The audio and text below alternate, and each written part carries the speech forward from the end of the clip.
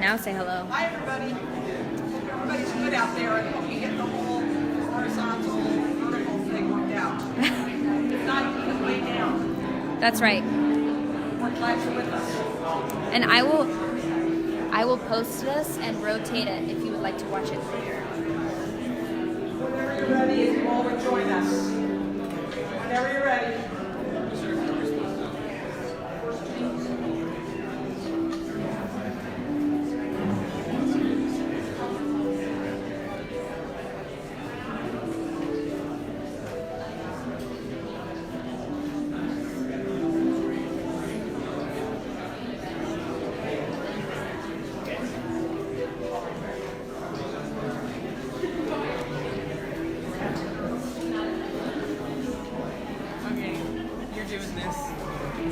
That's right.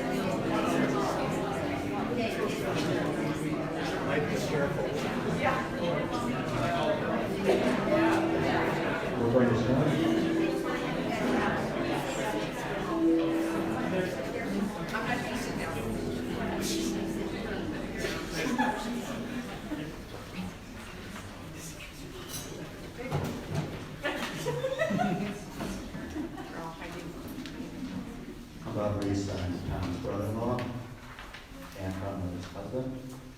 We'd like to begin this memorial service for Tom. We thank you for being here today.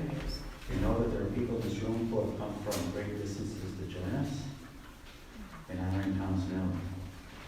We're mindful too of the many people who are present with us today in spirit, who are watching, and who share our lasting love for Tom. May we all of us be lifted up as we celebrate over the next hour or so the memory of a man whose qualities are so wonderfully conveyed in the photo on the front of your program. Take a look at it for a moment. That's Tom. That is Tom. We have all of us come here to honor and celebrate memory of Tom in ways that we best know how to, through song, prayer, reflection, humor, and gratitude.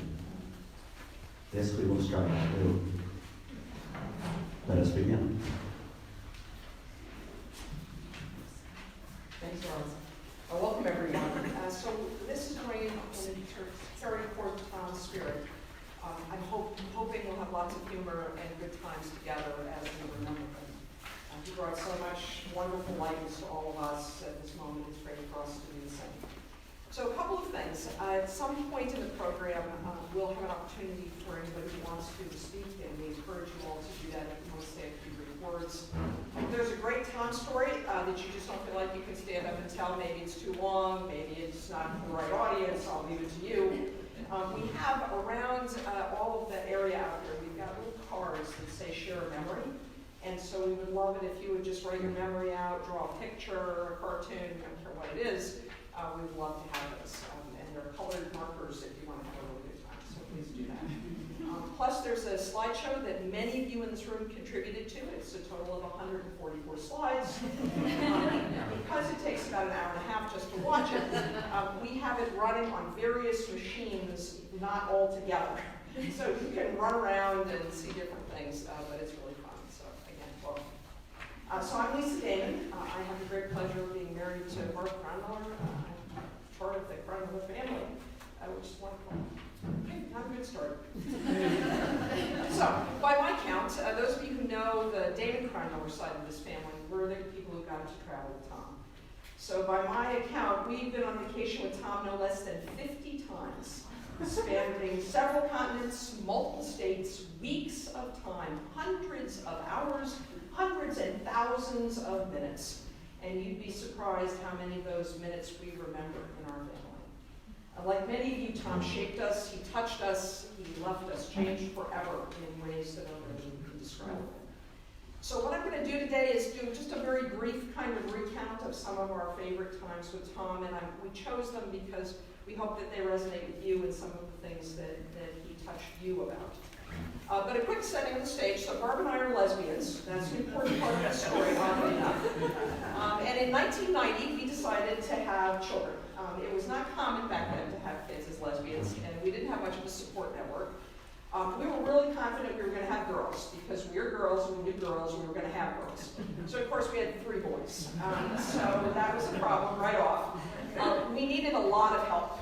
And so what happened was Tom just kind of entered our life. He came in, you'll see a picture out there of him, one of our children naked, who were nameless, a little raspberry thing. So he was there from the very beginning. He was in our lives all the time with courage and patience and grace and humor and incredible fortitude. And he entered our life in this really, really big way. And as I look at you, I know that he's part of your lives as well. So we tried to think through sort of the things that Tom are to us. So we've got sort of 3 categories. The first one is Tom is the savior. And I know that's a little much, so it's a lowercase s, not an uppercase s. You can think of it a lot of ways. You know, for us as a family, he literally saved us. Without him, we would have been the most boring, unbelievably dull family ever. Barb and I are not like, we don't like to step out a whole lot. We like to stay home and watch Law and Order reruns. But Tom kind of saved us from that existence, and you're going to see that in a minute. Or you can take it as it actually means. He was, in fact, a savior. Barb and I counted, he literally saved our kids like 10 or 12 times. They were fishing them out of pools. Peter kept falling off the edge of pools when he would go around. They was streams and lakes. There's a picture of Kevin falling in a stream, out of canyons and crevices, with incidents with poisonous insects. There was a lion event at one point. There were hot tub events. The list goes on and on. And one of my favorite images, though, and Barb may talk a little bit about this, our hardest adventure was when Tom convinced us all, little kids, and the 2 of us, look at us, please. He convinced us to go hike to the bottom of the Grand Canyon. Can you imagine that? So we got down, it was very bad. We're coming back up, and all of these, anybody ever done that? The switchbacks back and forth? It was the middle of winter, too. We did not count on that. It was ice and snow. The 2 of us are completely out of shape. We can't get back up the switchbacks. We're going to die on this switchbacks. And the 2 of us looked at Tom, and we had 2 of our kids with us, little Kevin and Peter. He looked at us, he looked at the kids, and he took the kids. And we saw him go back up the switchbacks. He was taking our children, and Barb and I were going to die on that trip. And it was fine with us. So the second thing about Tom is Tom the adventurer. You know, so many things here. As I said, I'm a play it safe kind of girl. I like to stay at home. And that's no way to raise kids. And Tom just entered and sort of took over. And you can see his influence in us on our vacation choices. So first, when he first entered, it was the Disney years. So we would sit on a couch in countless Disney hotels, and the 2 of us would mouth the words to Barney. Do you guys remember Barney, the big purple dinosaur? It was terrible. And apparently, without knowing it, I didn't know it. I was okay, quite frankly. But Tom was like, yeah, I'm not doing that anymore. And so when Kevin got to be, 3 maybe, he was very small, we started what we called our adventure vacations, and started on this sort of 18-year path of these amazing travel adventures, all really inspired by Tom. When Kevin was tiny, we kind of started out slow. We went to St. John. Kevin learned to snorkel. We thought it was very exciting. We saw a shark. Then we went to Belize. Now it's getting a little uh-oh. Then he convinces us all, gives us courage to go to Ecuador, right? So Kevin is 8. We go to Ecuador. We're staying at a VRBO in a mountainside town of Quito. That's adventure enough for me, right? I don't know what's going on, but we're there. So I got an email from people I don't know, country we've never been to, language we don't speak. And it said, would you like to take a 3-day hike through the Amazon rainforest? We will provide the mules. And that was the stupidest thing I had ever heard. So I laughed at that whole thing. I remember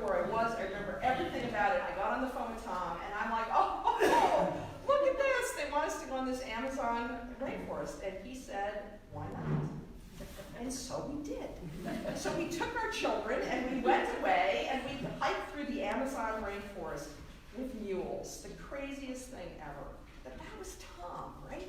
This incredible zest for life. Just let me do it. Let's try it. Why not? That was Tom. And you can relate to that and who he is. And the last phase is the inspiration phase. So I call this the are you kidding me phase, or, and I apologize to anyone who's offended, the holy shit years. So now the kids are getting older, we did all these big things, he inspired us to live our dreams, he showed us what was possible. His stroke could have been a turning point, right? Could have been. But you know, it was not, right? It didn't keep him on the sidelines at all. Countless stories of post-stroke Tom, when he fought to find new ways to do things, to stay involved, to be challenged, to be who we are, to continue to lead. So many stories here, I'm sure you have them, of courage, strength, and fortitude. I have 3 quick stories from this period. The first one is pyrotechnics. Does any of you know that Tom built bombs? Well, in Tom's post-stroke life, but also some pre-stroke, pyrotechnics turned out to be a very important thing for our collective family and friends. Every year we would go to the Pyrotechnic Guild International Convention. I don't know if he ever told you this.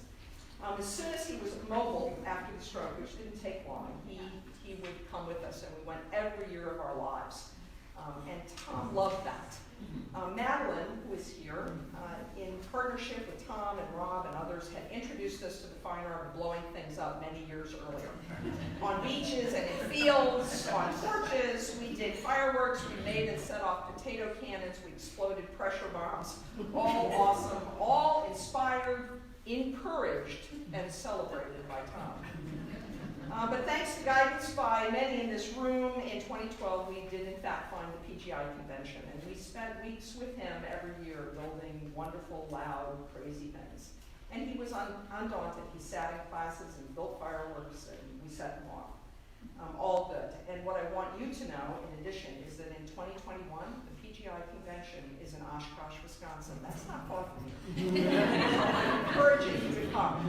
In your program, the quote on the last page, if you wonder, that's a fireworks quote.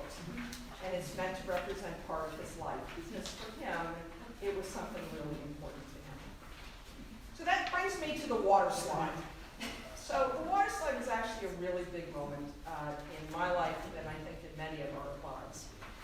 It was pivotal. It represented this giant shot across the bow of any limitations from his stroke. It was kind of like he woke up, and certainly I did, and we did, and got ready to announce to the world that this was it. We were going to go back, and we were going to do great things. I'm sure all of us who were there remember it differently, but for me, I have this vague and fuzzy recall. We were in a pool, a motel pool, and Tom was on site. You guys ever swim with Tom? Does anybody swim with him? So swimming with Tom was sort of an event because his leg just didn't stay down. So he was kind of in this perpetually floating state, which he loved. He loved to swim. And I remember him saying to me that he was going to go down the water slide. It was this really tall water slide. And I said to him, "You're going to drown. You can't do that." And he said, "I'm going down the water slide." And he went over, and he started going up the stairs. And I started yelling at my kids, Go with him. No, stay at the bottom. No, go to the top. Wait, I know. One of you go to the top. 2 of you go to the bottom. Because I didn't know what was going to happen. So we watched him, and there were 51 steps on that water slide. And he went up 51 steps and then managed to get himself down and launched on this water slide. It was huge. And then it was silent. And I'm like, he's dead already. I don't know where he is, he's just gone. And then suddenly we heard this wild, wonderful, infectious laughter. I will remember it as long as I live. He had found this just freedom. He had crossed whatever barrier that was, and he came piling out. He's not a small guy, remember? He came shooting out of that bottom of that water slide, and all of us are there because we're sure he's going to drown. And we kind of caught him, and this huge smile on his face. And I thought, okay, that's it, he's had it. 5 times. Up and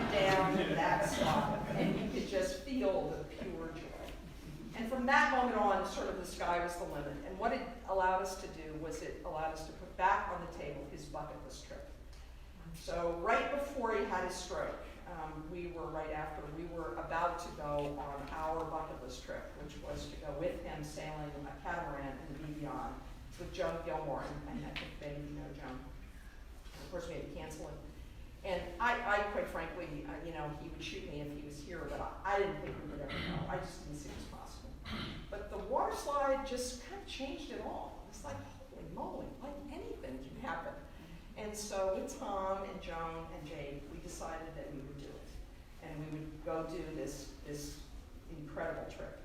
And so my old instincts kicked in. How in the world was this going to work? I'm like Googling, disabled people, catamaran, I can't use my right leg, catamaran. How is he going to get on the boat? How's he going to get off the boat? How's he going to get around the boat? What about in the boat? What if it's pitching and stairs and decks and weaving? But Joan Gilmore, those of you who know her, she was completely, totally, extraordinarily, almost unworldly-like unfazed.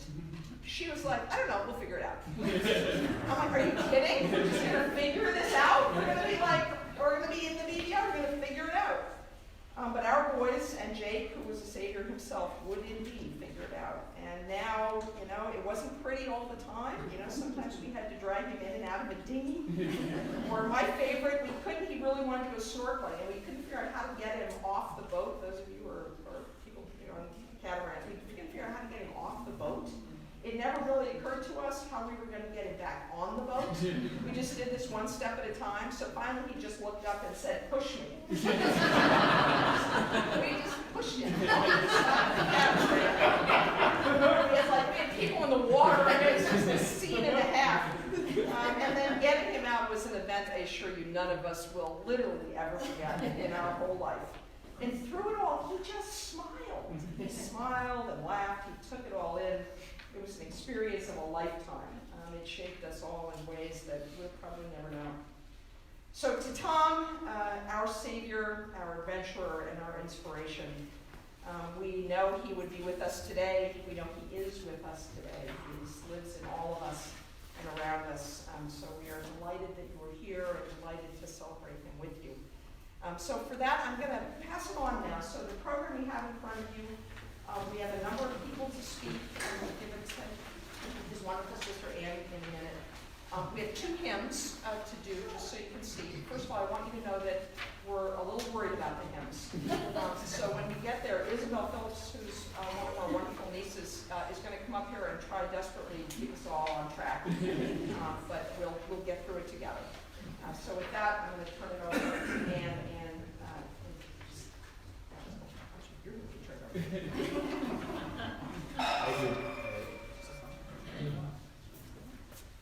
Thank you, Lisa. That was superb. I would not want to follow Lisa. That concludes our memorial. Tom's the youngest of 6 Cronmiller kids. She has an older sibling. He has an older sibling named Anne, who's not going to speak. Yeah, but you just say he's the youngest of 6? Did I say the youngest? Yeah. Second of 6. Second of 6.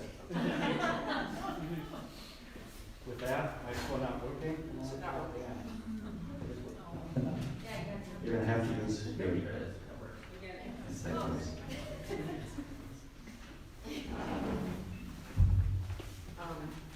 So I'm the oldest sister, and I will be less articulate than Lisa, I'm confident, but that was wonderful, Lisa. You made me smile a lot. So Tom and I were 2 of the 3 biggest kids. Our sister Liz is not here today, she's down in South Carolina. But Tom showed some of, I just remember from very early on, one of the things that he and I did was we had a little bank under the stairs. This is how we started we were all kind of, I think we were called pink diaper babies, or just little lefties. And so Tom and I had the bank under the stairs, and it was a way so that although we each got different amounts of allowance, it would all be fair. Because there were enough of us, we drew names out of a hat at Christmas time. so it wouldn't be fair if you got the, if you drew or the person giving you a gift was a person who was, the littlest and got the least allowance, and maybe we all pitched in 3 of our allowances or whatever, but it was probably Tom who came up with the idea of pooling those and dividing them evenly by 6, and then proceeding accordingly. And my husband Rob and my friend Carol, our dear friend Carol, will laugh that this is indeed very much still a part of me, but it started with Tom. Let's see. I'm gonna fast forward a bunch of years from there to Tom's, high school and college years. We spent a lot of time playing cards when we should have been doing homework. But Tom graduated from high school, went to Earlham College. We have at least one very good friend from Earlham here, and he graduated in economics. He showed from early on a great interest in being outdoors and backpacking, and with our cousins, we went climbed Mount Mercy, the highest peak in the Adirondacks, and spent a week on Isle Royal, and he was very at home in nature from way back. Then I'm going to fast forward to 1980, and Tom moves to Minneapolis, and he and I were actually roommates for 15 years, which some people think is miraculous. But he was, by and large, really easy to live with. It helped that we had opposite hours, I think, in our place. And then he went to the Carlson School and came out with a master's in business taxation and worked at Meritex. And I suspect there's some Meritex people here. He was at Meritex for a long time, and one of the first earliest gifts when Tom had his stroke was that he was still in the hospital, and Patty McNeely brought over a number of people had pulled together, and Patty brought him an iPad, which was a wonderful gift and very thoughtful, because at that time, really he could say yes and no, and his default was no. So it really made it possible for him to both access and also to communicate.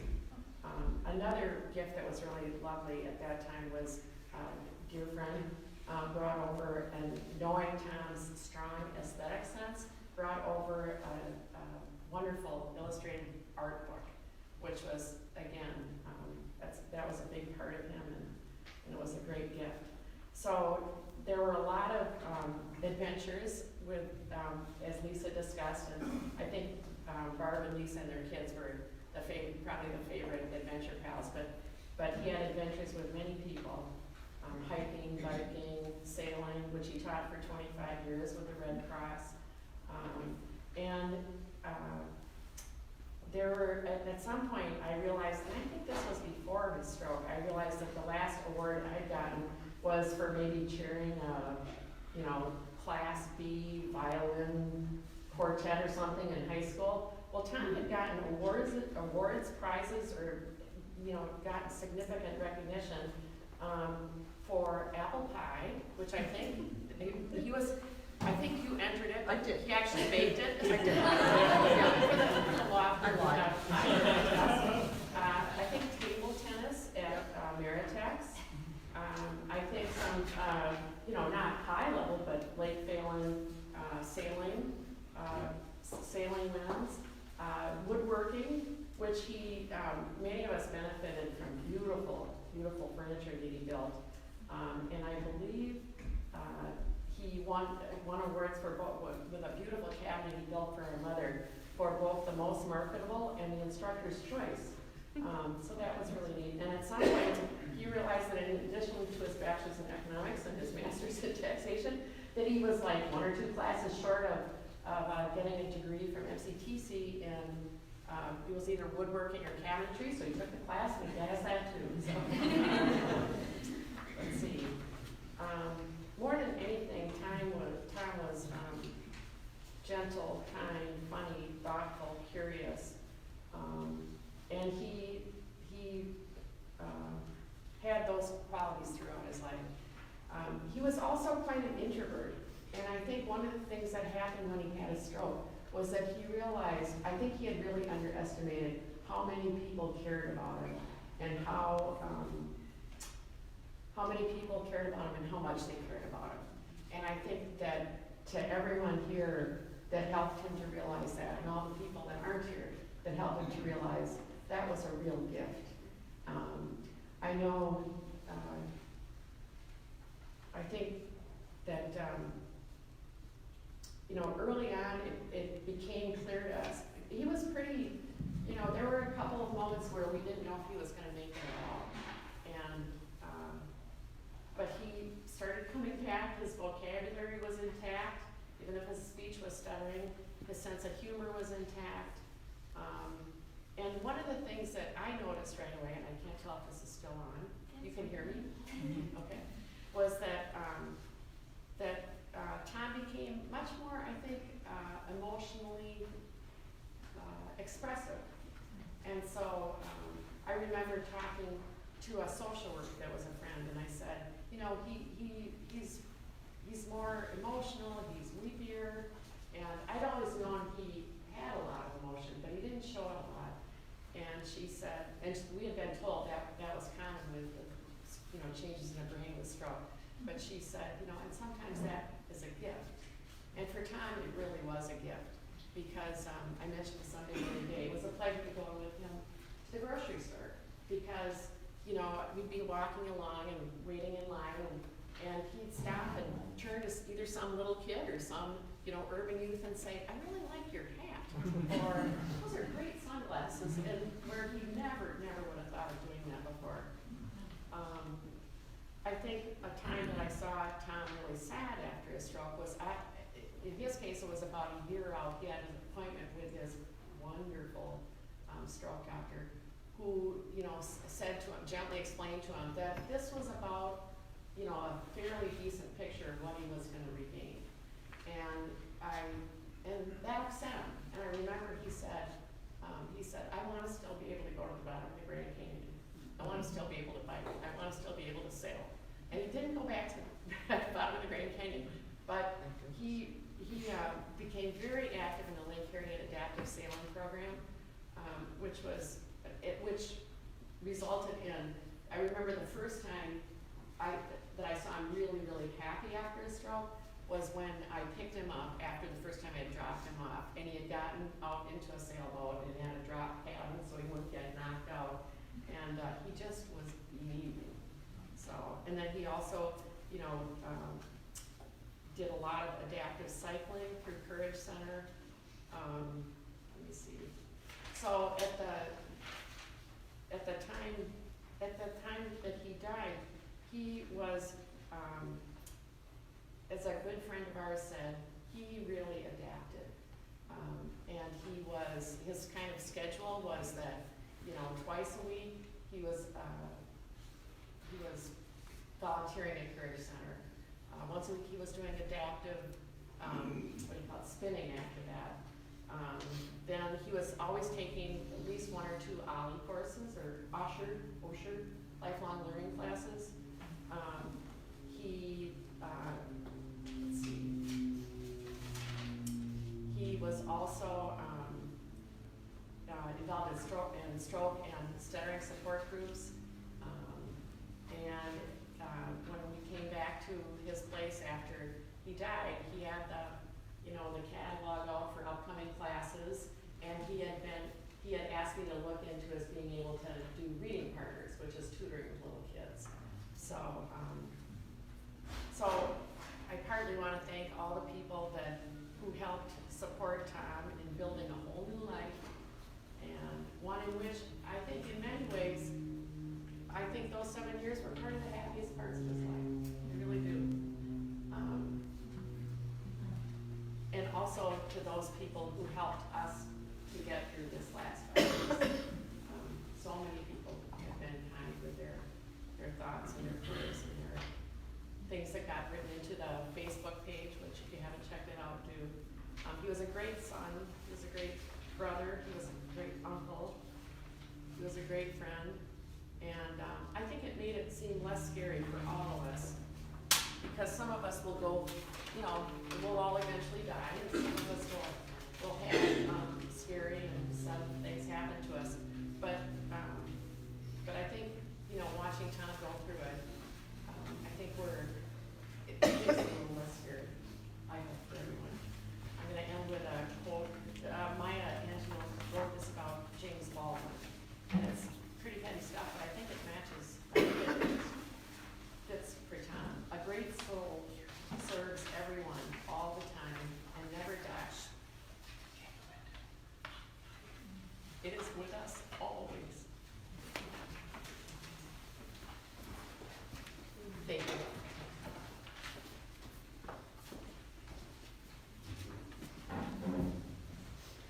Thank you, Anna. That was wonderful.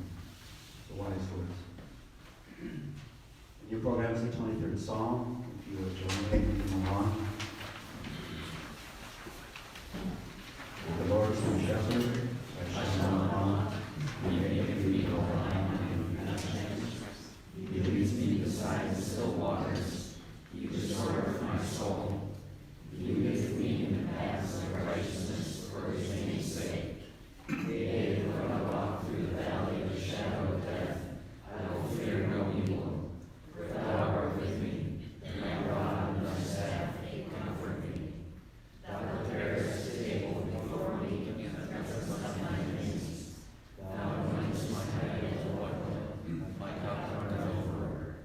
Surely goodness and mercy shall follow me all the days of my life, and I will dwell in the house of the Lord forever. We had a rather well-known choir conductor calling in from South Carolina. I'd like to invite Isabel to come on, please. And you should know we're only going to tax ourselves by doing the first 4 verses, so don't worry. Isabel. I don't know that I'll be singing into this, but we're going to start the track, and it's going to play through the full verse and chorus one time to give you an idea of what you're in for.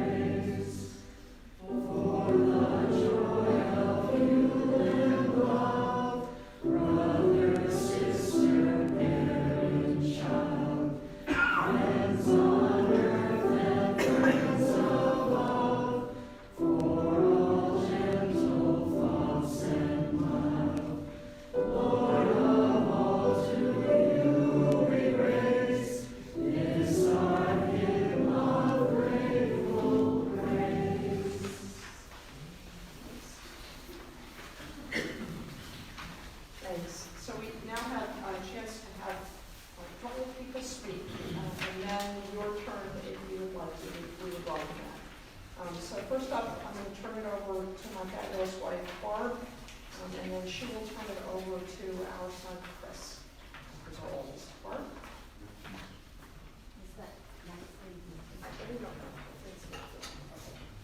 Can everyone hear me?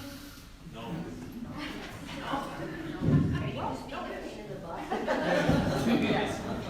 It does. Okay.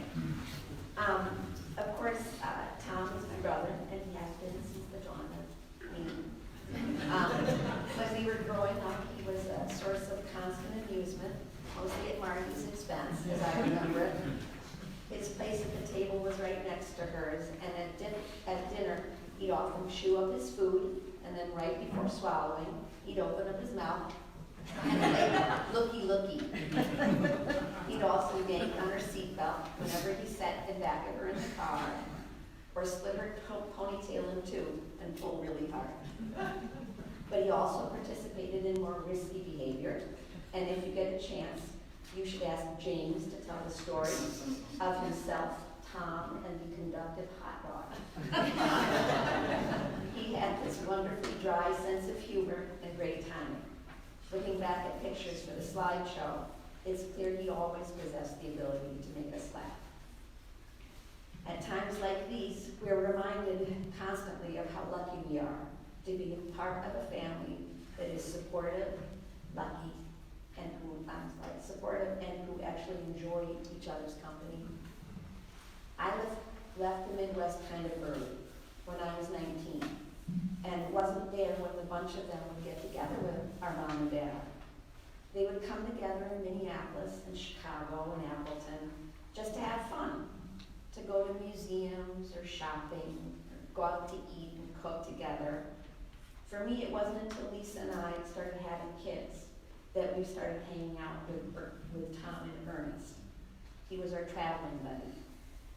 We started out when Chris was little, and as we've heard, we spent 4 years visiting Disneyland. He went on countless rides. I'm sorry, I'm going to repeat a little of what Lisa said. He went on countless rides of It's a Small World After All, while enjoying episodes of Barney in our downtime. Or in Peter's case, Disney movies. It was a source of amusement to Tom that he actually knew the words to the songs in Pocahontas, but he did. We had other kinds of fun in those early Disney years, and while none of us could ride on roller coasters with the kids, we were just too weaned for it. We became quite good at water slides. One time, Tom and I ascended Summit Plummet, which was the highest slide in Blizzard Beach. And we had to take a chairlift just to get to the top. When Tom and I did get to the top, we looked around and realized that we were the only people over the age of 20 there. The ride couldn't have lasted more than 30 seconds. And when we got to the bottom, Tom said it was like having a fire hose aimed at your butt. But we were quite proud of ourselves, but neither of us was rushing to get on it again. After the whole Disney phase was over, we got a heck of a lot more adventurous. And there are a couple of stories that are worth repeating right now, because I think that we'll all recognize Tom in these tales. For instance, the 6 of us were walking along the beach in St. John, and I mentioned something about a person who was working in our backyard, and how I actually saw him put a finger to one side of his nose and blow out really hard on the other, resulting in a big goober landing in our yard. I was disgusted. I was offended. But Tom said, "Oh yeah, that's a snot rocket." He actually did them himself when he was riding the long distances. And since it was obvious to him that neither Lisa nor I was going to teach our kids about snot rockets, Tom took it upon himself. There was great hilarity as we walked along the beach, and everyone tried their hand at it, except Lisa and I, who still thought it was disgusting. On another occasion, we were in Iceland and taking a hike to something called Viti Crater, or the Devil's Crater. And it has beautiful blue water inside at the bottom. We knew that we might not make the climb, so we all wore swimsuits under our clothes. after you get out of the water though, we also knew that we would have to strip down so that we wouldn't have wet clothes on underneath in the cold Icelandic weather. When we got to the rim of the crater, Lisa and I weighed our options. On the positive side, there was swimming in the beautiful blue, crater water and bragging rights. And on the negative side, there was climbing down and climbing up, and probably the deal breaker, which was stripping down near the boys after we got out of the water. But Tom was good for it, and ever after, they referred to everything that happened on the vacation as BBC or AVC, before VD Crater and after VD Crater. Sometimes we weren't sure if he was doing these things because he really wanted to do them, or because of some greater vacation good. But whatever, both answers show Tom's character, because he was on board. Hold on for 1 second, because my mouth is getting really dry. Oh, that's loud. Thank you. Lisa told you a little bit about the snorkeling adventure, but I'm going to tell you the tale of him getting into bed on board the catamaran. Once we got there, I followed Tom down the stairs and into his room, and there we were confronted with it, the obstacle. The bed was simply too high, and you could only climb onto it from the end. And then after that, you had to scoot yourself forward towards the pillow. It just was crazy. Well, Jake, amazing man that he is, fashioned a stool for Tom and fastened it so it would stay in place. But the rest of it had to be up to Tom. I honestly don't know how he did it, and I'm pretty sure that flailing was involved.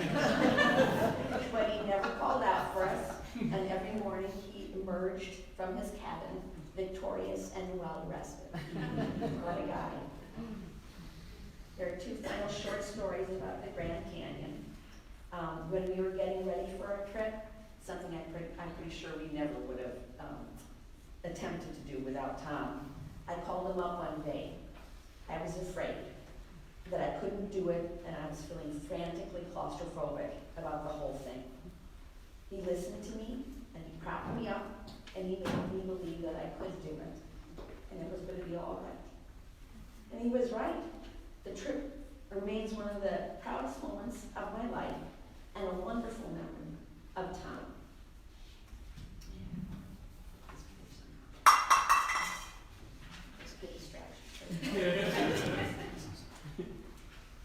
One of the wonderful memories of Tom was of him and the hot chocolate.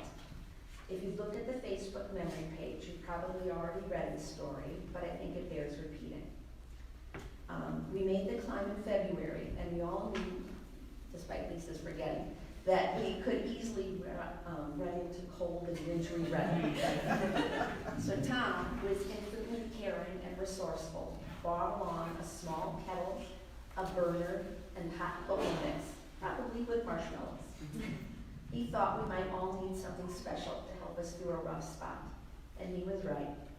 We did hit some very cold weather and on our way back up, but when we stopped and looked for it, we realized that all of his stuff went up with the mules who carried on that. That's okay though, it was a thought that counts.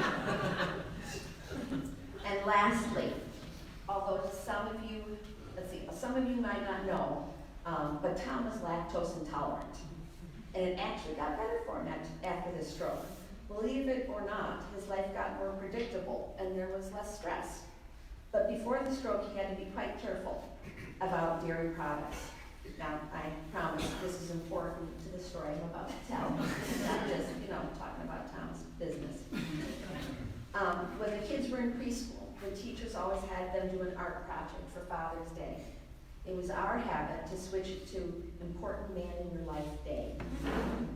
Peter and Chris already knew the drill, and one day it was Kevin's turn to figure it all out.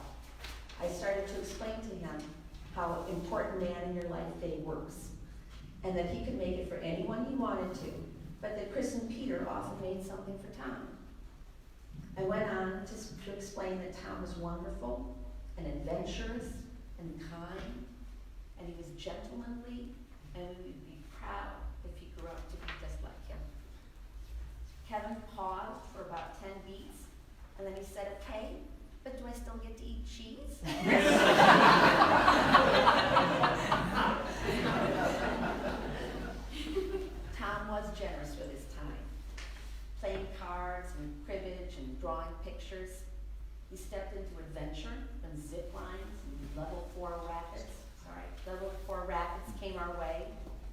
lovingly cared for all of our kids when they were hurt or needed help. He was endlessly patient. Did I tell you that he could even recite the names of the Barney characters? He was open and inquisitive about other people's lives, and he had a sense of humor that let you know that laughing at yourself was part of the joy. Our kids could not have done better than that. And when it's really important, you can always take medicine for that cheese thing. Thank you, and thank you all for coming. Yep, sorry. I'm gonna try this. Can people, Yeah, there you go. microphone's working? Yeah. Well done. So, as our mom alluded to, my name is Chris. I'm the eldest of basically his countless nieces and nephews. So I guess I volunteered myself to do this. But so here it goes. I remember saying that. I remember being one of the first people to post on. Well, not one of the first, but I think probably a couple days after. After that Wednesday, I remember posting on Tom's commendatory Facebook page, and I said that words couldn't really describe the amount of influence that Tom had. He always was that most important man in my life, for lack of a better word, and not just in my life, but in lives of everyone else that I knew, really. And even now, one could say that I'm still struggling with the words I should say in this situation. And he always seemed, Mom, Mo, and everyone who's spoken so far has already alluded to the fact that, he always seemed to overcome basically anything that life would throw at him. And as long as I could remember, he would always carry with him a whole range of various pills, various prescriptions of stuff that's either this big or this big. Medications that would put my own variety of medications to shame. I take maybe 6 tablets a day of various. I'm not going to go into the whole, he was down like seven at a time. Dry too. So yeah, one we just like in that regard. And then furthermore, as was alluded to before, he sustained a stroke that left him with permanent paralysis in his right leg and increased difficulty with speech. Somehow that was the cause of somehow the relative disappearance of his other physiological challenges. But in any case, these challenges didn't really mean anything to Tom. He always seemed to put family, regardless of whether it's his brothers, sisters, nieces, nephews, parents first. And at least in terms of my immediate family, he was always there for any life moment, whether it involved staring down a lion in an open-air Jeep, mind you, in a Serengeti Plains, or just advising my brothers and I on X amount, this is the way he thought. I think he came up with an equation on how the X amount of Mentos equals Y with the intercept. I'm not good at math, but X amount of Mentos, and then to the volume and amount of Coke leads to Y amount of explosion. And that was another thing about Tom. Not to say that his brothers and sisters in-laws are not knowledgeable individuals. They are, but he always seemed to be the technical expert among us that crossed generational boundaries. I think that would be the only explanation for him being in Texas for so long, I would think. And somehow, one could say that his actions were inspirational. Somehow, I would think somehow I think that if you were here in this room, you wouldn't say his actions were inspirational. He was, after all, a monumental figure in our lives, regardless of disability or impairment. And he was especially determined to not let those challenges, whatever challenges he faced, define him. And even so, I mean, regardless of how we remember him, his influence in our lives, it simply won't wane. And even in his passing, and I mean, in my mind, and I mean, I can only, I mean, I can't only speak for my cousins in regards to this, but I mean, I'm especially speaking in regards to my cousins, second cousins, first cousins, in regards to this, but he'll always remain the quintessential mentor, the man in my life that will never leave our side. I can't really think of anything else to say.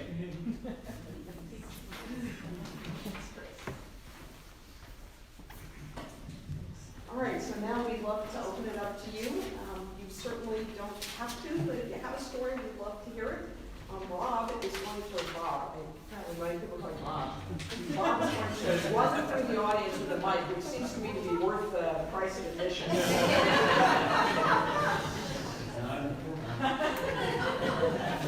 Anybody like to speak? Please. We could also be less consistent. This could be the moment to say terrible things. Yes. When Tom got into it with Rollo Rivera. Anyone would like to speak, go on to right now.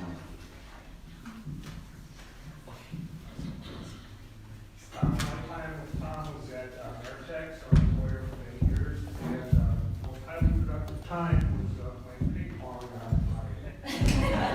I don't know if you knew that Tom was quite competitive. He didn't look that way day-to-day at work, but occasionally I'd come home on Friday and my wife would go, "What happened? Did you lose at ping pong?" Tom took classes in ping pong, and he showed me some things so he wouldn't have to laugh at me so much for missing some good shots.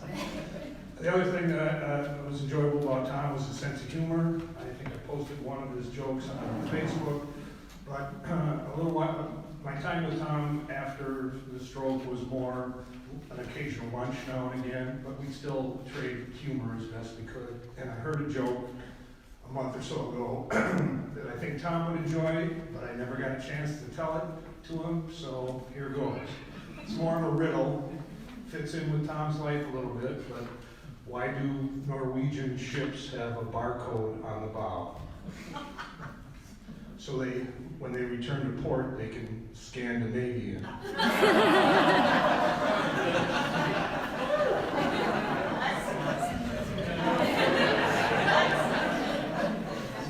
For the limit the time of Tom. Say your names too, because there are many of you I've emailed with or. Oh, I'm Steve Dorff. Oh, I see. Someone else? You don't have to be funny, you can say. You make the best bread and salad dressing in the state.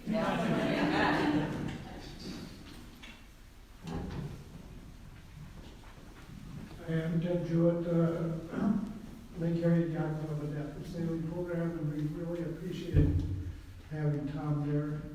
He was calm, and he actually was on the board of the yacht club when he died. I had to fill in for the next meeting for him. One of our volunteers, Kathy Schaefer, sends her regrets that she wasn't able to be here. She just flew in from Colorado, which is kind of a hot spot for the virus currently. But she wanted to relay that she really enjoyed the time she got to go shopping with him for parts for our homes. It wasn't that exciting to that, just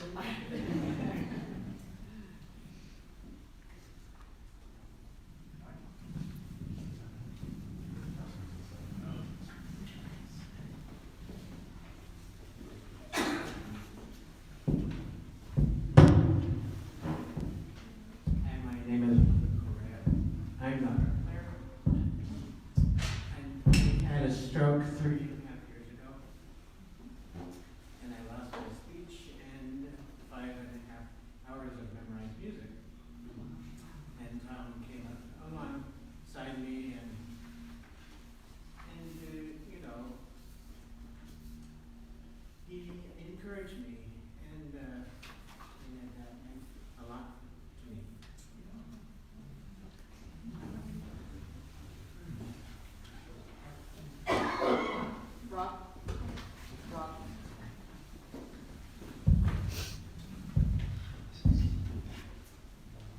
John through Northern Lights Family Club.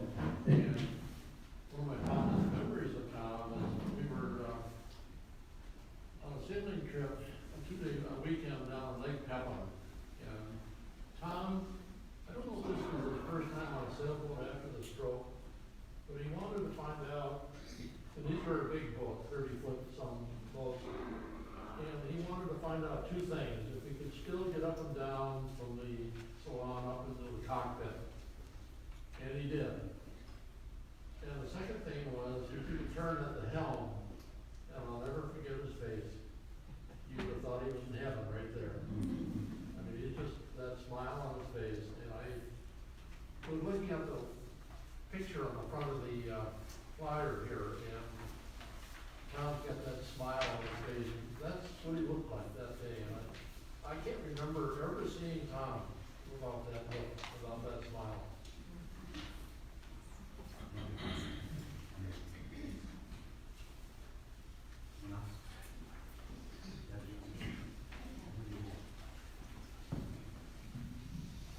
I'm Deborah Cronmiller. I have the honor of having joined this family through my marriage to Brother James.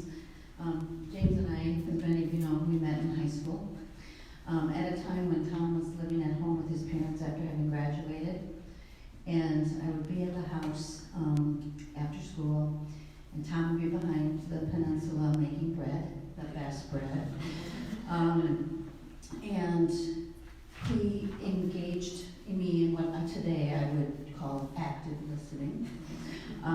He questioned. He was very curious about my family, which looked very different than the Cronmiller family. And I have never felt more welcome by anyone. And I also felt that way through all my years of knowing Robert and everyone in this family.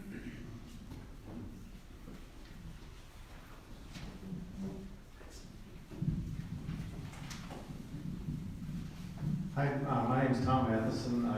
Jerry and I are members of Northern Lights. I know there are other members here, I think, all over the place. I didn't know if anybody else was going to jump up here and speak, but I'm currently Vice Commodore. I am a charter member of meeting when the club started, I think back in '93. Jerry and I were trying to figure out how long Tom had been in the club, maybe 20 years, does that sound right? Maybe, no, nobody's going to go out on a limb here. But Tom truly was, he was just a great guy. The last time I saw him, I'm just kind of caught up. Okay, last time I saw him was at the shrimp boil last August out in Snail Lake Park, I think it is in Shoreview, and I walked out the car with him, and I hadn't seen him that much since he had his stroke, but I was just totally impressed with his demeanor and how he just conquered all this stuff. So, and while I have your attention, he'd be more than happy if I put a plug in for Northern Lights City. Looking around, we are a bit of an older group. There were going to be some other people here that were going to say some words that maybe knew more history personally with Tom than I do, but they chose not to come because they both have compromised immune systems. And I imagine there are quite a few other people that wouldn't have been here otherwise, but it's great to see so many people here. It's nlsc.org. we sail all over the world. A bunch of us are captains, and we have a good time. We get a boat. We actually had a trip that's supposed to leave to go to St. Martin this coming Wednesday. I'm not sure. I know one of the boats has canceled just because people aren't sure they're not able to get back into the country and all kinds of other things. So we also have some members that are on a Holland America cruise to the Panama Canal, and it's a 10-day trip, and they never were allowed to get off the boat, and now they're hoping they can get back into the U.S. So there you go. Anyone else?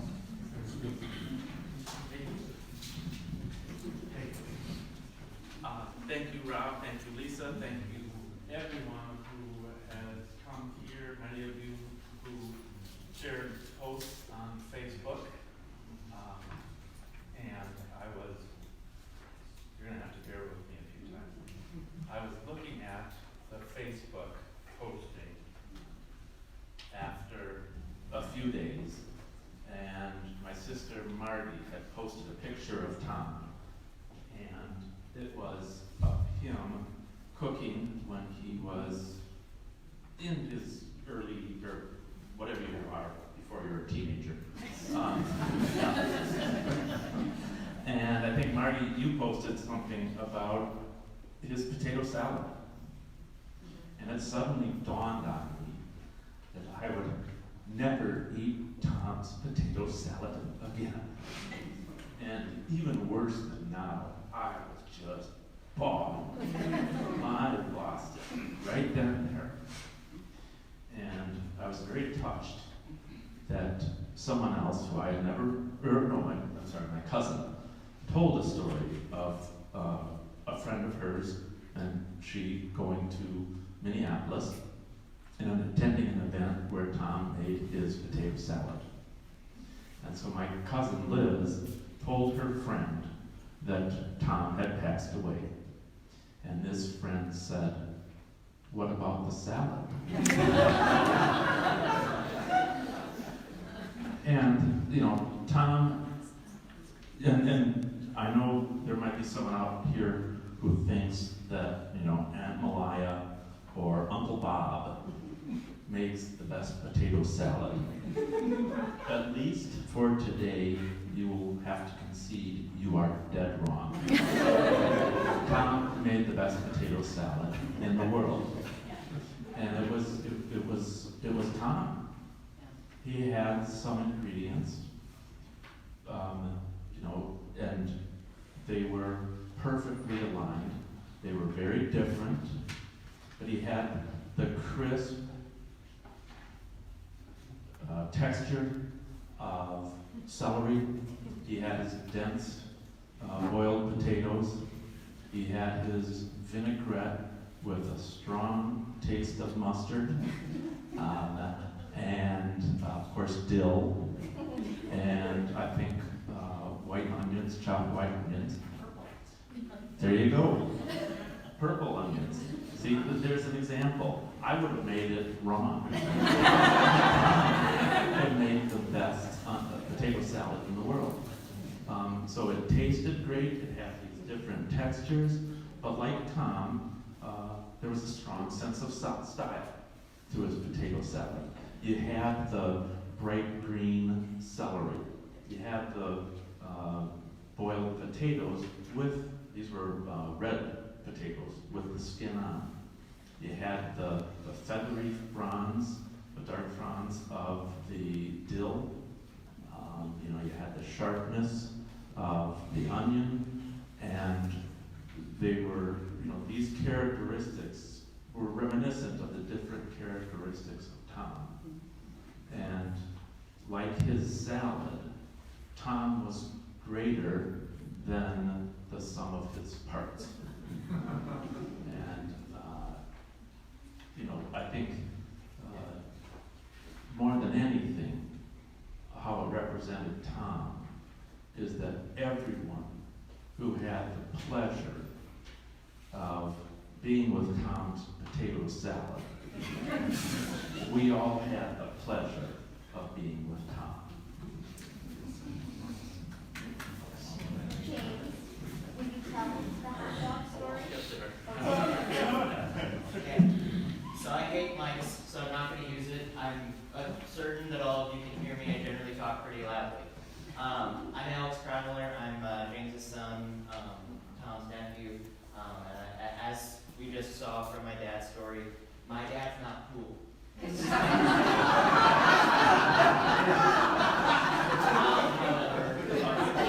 Tom was cool. I always wanted to be like Tom. And one thing, when we moved, when I was maybe 4, to our new house, it came with a ping pong table. And ping pong's really cool, and Tom was really good at ping pong. So ping pong's really, really cool.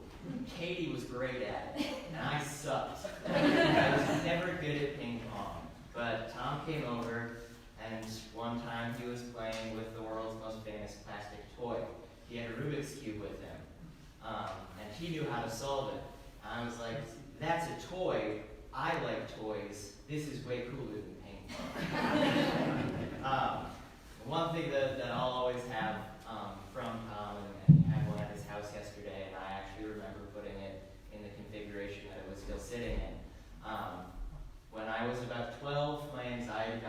course, and I needed to fidget all the time.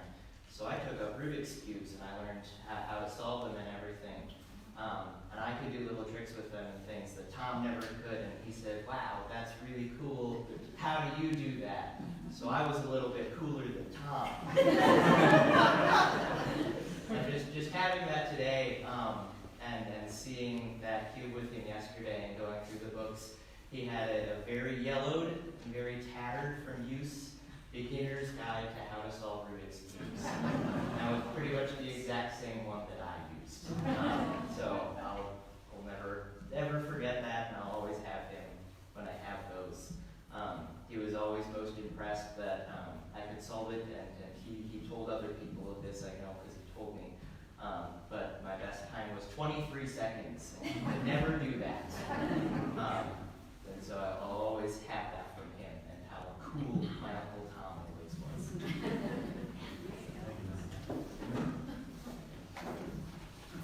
I'm sorry. Speaking of cool, I thought, okay, I have to share this because it's my earliest memory of Tom, which goes back to the early 1970s.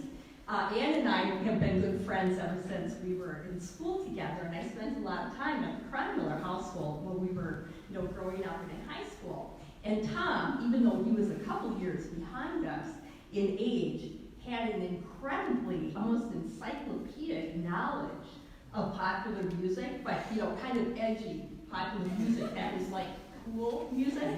And so he took it upon himself to educate Ann and myself about cool music. So we'd go over there, and I remember sitting in their living room listening to stuff and thinking, oh, this is great, I can sound knowledgeable about music. So one of the things he introduced us to is that, for those of you who are over 50 may remember the somewhat iconic Frank Zappa, Weasels Rip My Flesh. I think it was the that had a picture on the cover.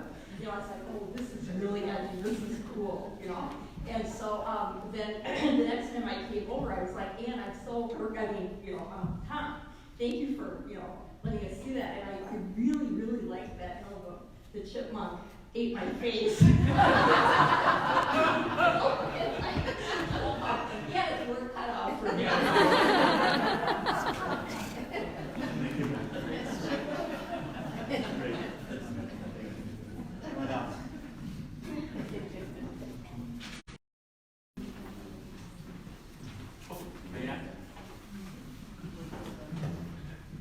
Okay, I was not prepared to tell this story, but I was challenged, I think, earlier. So we learned about Tom, the adventurer. We learned about the oh shit years. We learned about what a great mentor he was. You don't know that he almost took my life.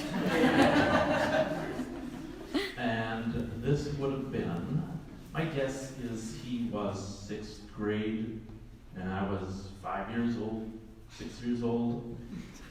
Craig, I don't think you were in on it, but it took place in our house that we all grew up on. And by the way, we grew up in a great neighborhood where we were great friends and played together, and there's several people from that neighborhood, and I'm very glad that I'm seeing them here.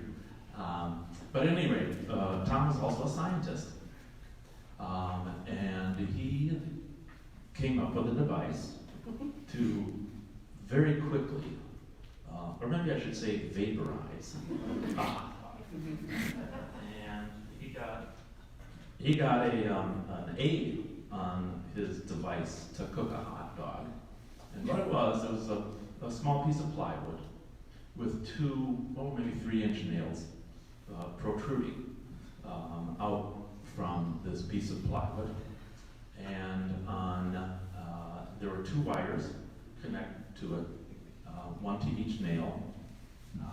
And then at the end of the cord was the plug to put into the outlet.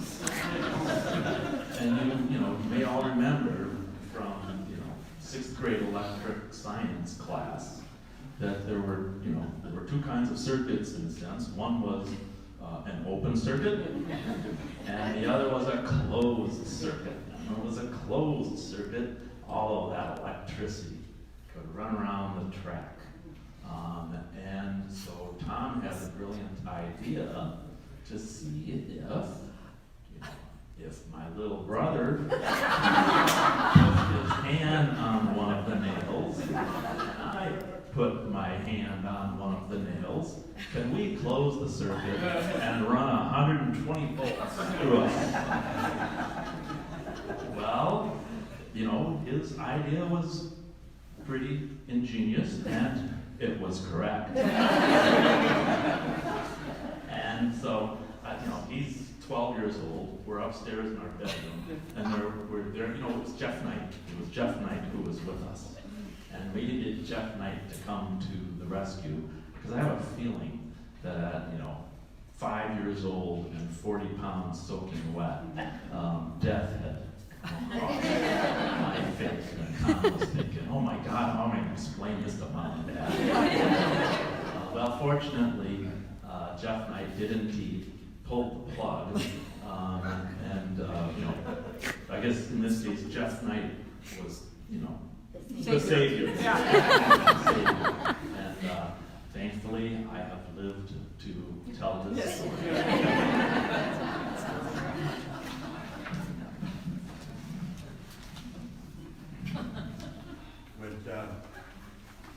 Would anyone try or care to try to top that story? Whitmore Cronmiller, the patriarch of the Cronmiller family, and he wrote poems, among other things, in addition to teaching French literature. And Kevin David Cronmiller is going to read the poem that he wrote. So please come on.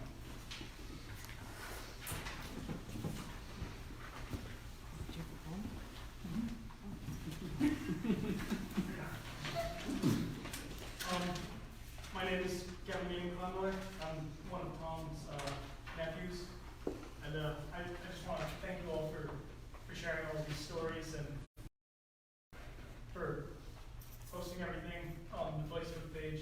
Because it's I'm only 20, and it's been nice to see a lot of the parts of Tom's life that I wasn't there for. All the pictures of him when he was young rapscallion hiking up mountains in 70s short shorts and stories like this, and it's just nice to hear. I mean, it's strange to think that you'll never see someone again, and the stories and the memories are sort of will make up that person, and it's nice to get the whole picture of Tom. I like to think that I keep parts of him with me. Every day at school, I use the gifts like little block planes and tools that he gave me. And I keep my memories of him with me. And I never met my grandfather either, but I've been reading some of the things that he's written and some of his poetry, letters from him and about him, and it's nice to have those memories as well. Unmistakable, that whistle, after these many years. I recognize immediately as I hear my grandfather's, my son's whistle, his very own, this very same, the old man dead long ago. Outside the kitchen window, shoveling away the snow around the downspouts. In the cellar, working at his bench, by the light of the one solitary bulb strung from the beams above. Utterly preoccupied, unmindful that he is whistling. Does he know who is whistling? Does he hear what I hear? Completely absorbed in timeless day, no yesterdays to speak of. Not yet tomorrow and the days after. That will not last long. Uncanny that he should know how. He never picked it up for me, nor for my father. He never knew the old man that my mother called Pa. I cannot see him. He is smiling to himself. I know.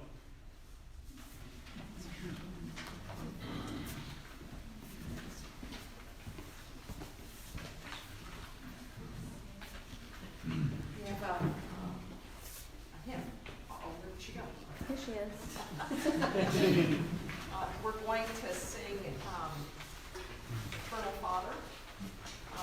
only 2 verses. It's really slow, yeah, they're longer. Yeah.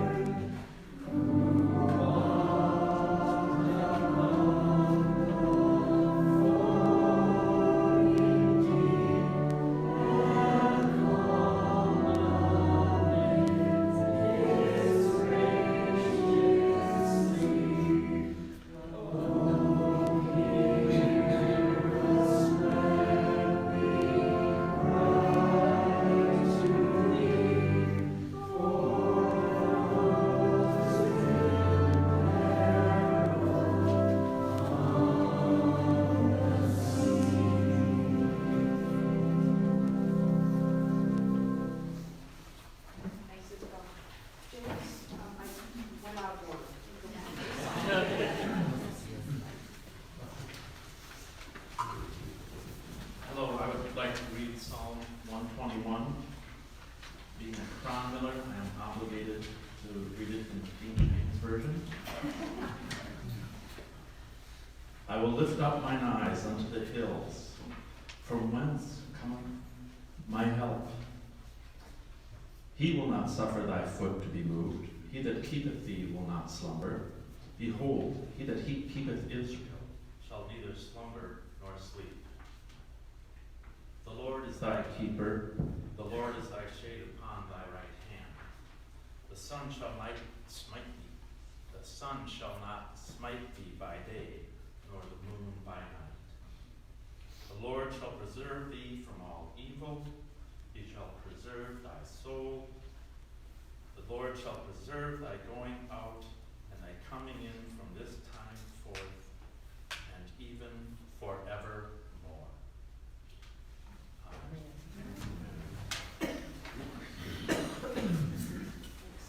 I'm going to call him by Well, to be clear, I did not write this poem. Some members of my family have that talent, not me. But I do really like this poem, particularly thinking about Tom, because I think as others have said, the Facebook page and all of the stories that we've been hearing as his nieces and nephews have been really wonderful to learn about all of the parts of Tom that we weren't part of and that we didn't get to share, but that all of you did, and it's been wonderful to hear about all of the other pieces of his life and about all of the other lives that he touched, and knowing that he was just as kind and funny and generous and thoughtful with all of you as he always was with all of us.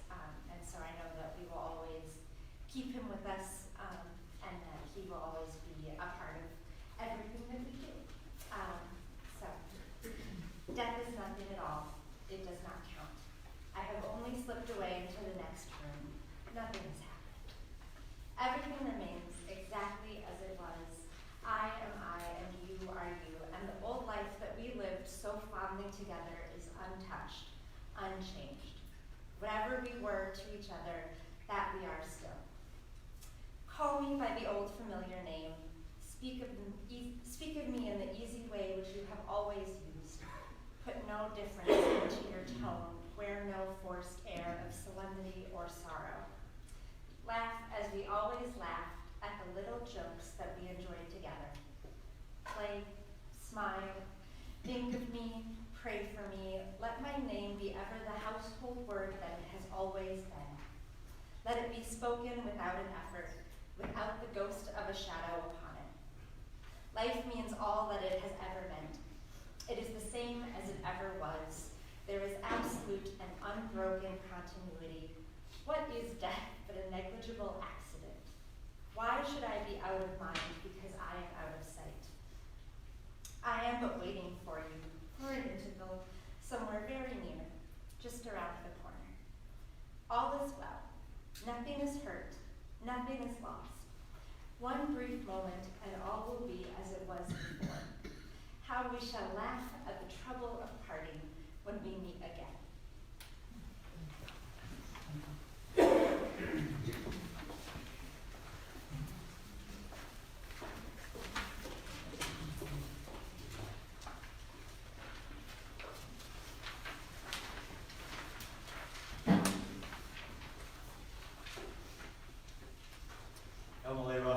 is the traditional Jewish prayer for the departed.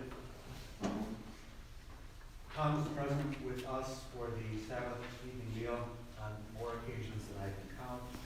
He probably attended at least a dozen Passover Seder's. A number of people at our synagogue have made donations in his honor. This traditional prayer, I will read now from the English translation, and it reads as follows. God, full of compassion, who dwells on high, grant perfect rest the soul of Thomas Whitmore Cronmiller, son of Bruce and Mary Cronmiller, who is recalled this day in blessed memory. May he be under the wings of thy divine presence and the celestial realm of paradise, and the realm of the holy and pure, who shine resplendent as the luminous firmament. In his memory I offer charity. Bind up his soul in the bond of life with thee as his eternal heritage. God of mercy, may Tom rest evermore in the shelter of thy wings at peace, and let us say, Amen. Now, before we make one of the strangest segues ever from that prayer to Louis Armstrong, I want to invite everybody at home to stay with us. We have this site until 8 o'clock. We have the herbs that will be served that are both substantial, and we hope you'll stay with us, and we are thankful that you've been here with us. Lisa, you want to say something? No, thank you very much. Really appreciate it. And the Louis Armstrong song is a great favorite of Tom's, one that he loved listening to, and we thought it was a perfect way to finish today. So thank you so much. And as Rob said, please stay, share your memories. We'll all be around. Thank you so much.